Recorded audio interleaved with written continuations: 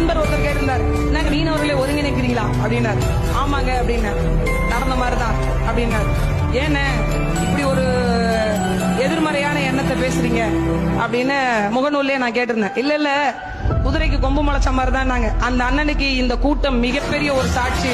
குதிரைக்கு கொம்பு முளைத்தது அல்ல, எந்த பெரிய ஆபத்தான கடலா இருந்தாலும் பாய் நாட்டு ஓடும் எங்களால் எதையும் சாதிக்க முடியும் என்பதற்கு மிகப்பெரிய ஒரு அத்தாட்சி. என்ன உணர்வுகள் இருந்தாலும் சரி, ஒற்றை உணர்வு.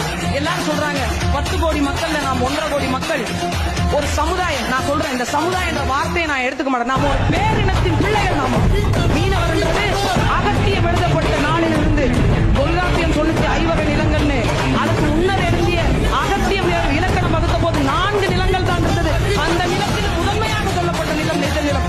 அன்றிலிருந்து இன்று வரை பூர்வகுடி மக்களாக வாழ்ந்துட்டு இருந்தாங்க. இந்த கீழடியை தோண்டினாங்க, ஒரு பானை எடுத்தாங்க, பானையில வரைஞ்சிருந்ததும் மீன் சின்னம் மக்களே. அந்த அளவுக்கு